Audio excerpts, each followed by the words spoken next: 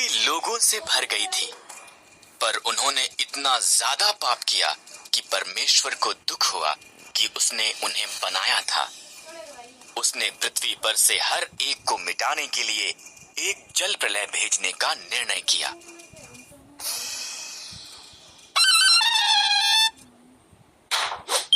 यहाँ पर नूह नाम का एक मनुष्य था जो अन्य लोगों के समान नहीं था। नूह ने परमेश्वर से प्रेम किया और उसके आज्ञा का पालन किया। परमेश्वर ने नूह और उसके परिवार को जल प्रलय से बचाने का निर्णय किया।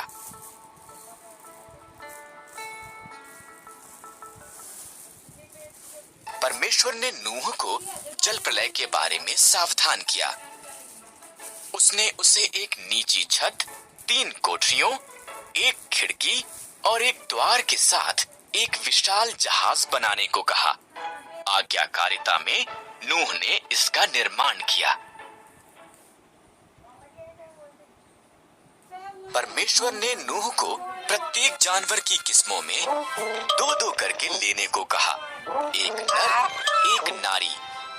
तब नूह, उसका परिवार और जानवर जहाज के अंदर गए। परमेश्वर ने द्वार को बंद कर दिया।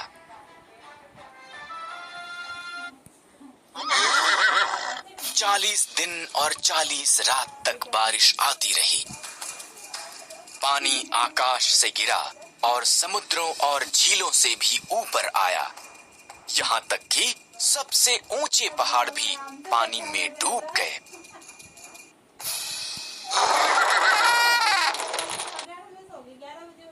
इन सब के दौरान नूह, उसका परिवार और सभी जानवर बाढ़ के जल के ऊपर तैरते जहाज में सुरक्षित थे। परमेश्वर एक पल के लिए भी नूह को भूला नहीं था। परमेश्वर ने हवा चलाई, पानी सूखने लगा। जहाज अरारात पहाड़ पर ठहर गया। नूह ने एक कबूतरी को भेजा। जब वो वापस नहीं आई तो वो जान गया कि अब सब सुरक्षित थे।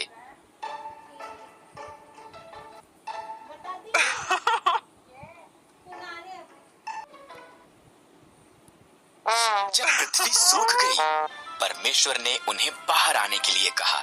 उसने आकाश में एक इंद्रधनुष को वादे के रूप में रखकर कहा कि वो कभी भी पूरी पृथ्वी को जल प्रलय द्वारा दोबारा नाश नहीं करेगा।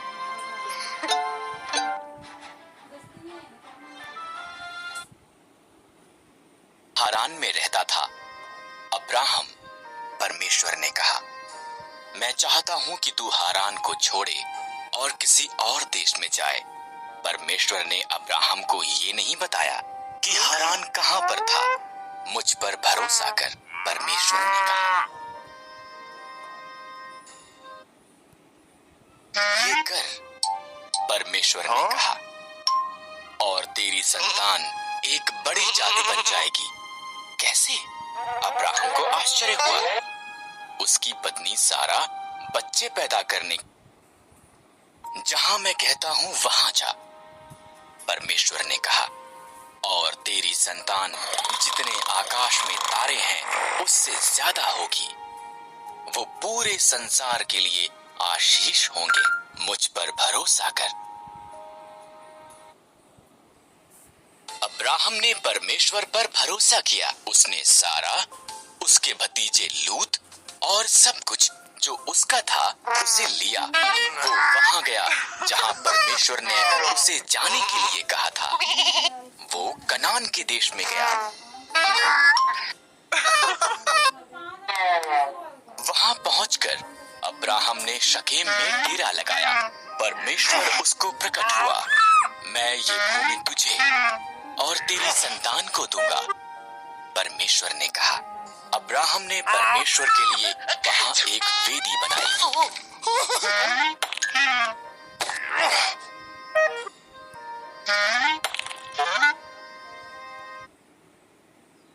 अब्राहम ने परमेश्वर की वादा की हुई भूमि पर यात्रा की। वो खुश था कि उसने परमेश्वर पर भरोसा किया था, इसलिए उसने एक और वेदी बनाई और उस सब के लिए परमेश्वर का धन्यवाद किया जो उससे वादा किया गया था।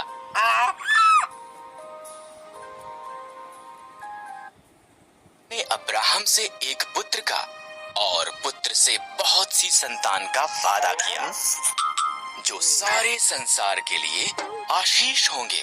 पर अब्राहम और उसकी पत्नी सारा बच्चे पैदा करने के लिए बहुत बूढ़े थे।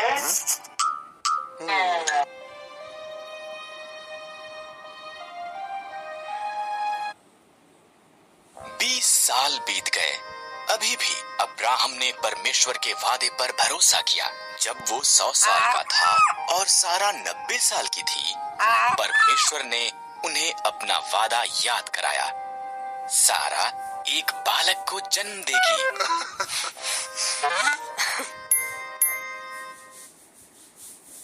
जब उनका पुत्र पैदा हुआ, सारा इतनी प्रसन्न हुई कि वो प्रफुल्लित हुई। परमेश्वर ने मुझे प्रफुल्लित किया है, उसने कहा।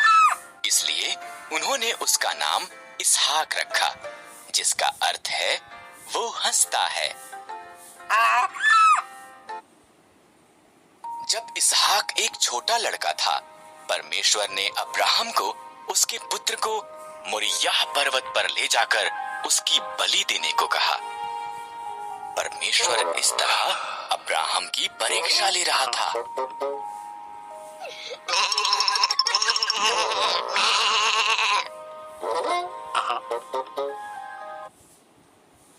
इसहाक लकड़ी उठाकर चला और अब्राहम ने छुरी और मशाल ली। इकट्ठे वो पहाड़ पर चढ़ गए। बलिदान के लिए मेमना कहाँ पर है? इसहाक ने पूछा। परमेश्वर इसका प्रबंध करेगा, अब्राहम ने जवाब दिया।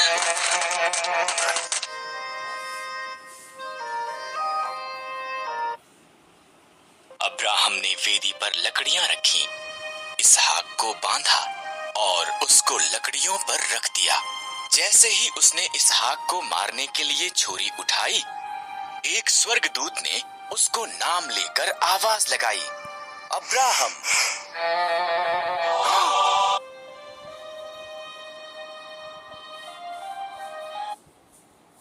लड़के को मत मार, स्वर्गदूत ने कहा।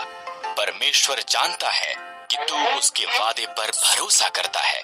उधर झाड़ियों में देख, एक मेंढा अपने सींगों से झाड़ियों में फंसा हुआ है। इसके बदले उसे बलिदान कर।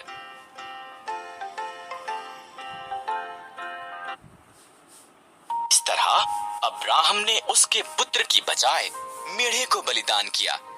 उसने उस स्थान को यहोवा यिरे, परमेश्वर प्रबंध करेगा, रखा, क्योंकि परमेश्वर ने बलिदान का प्रबंध किया था। ठीक जैसा कि परमेश्वर ने कहा था, उसका वादा सच्चा हुआ।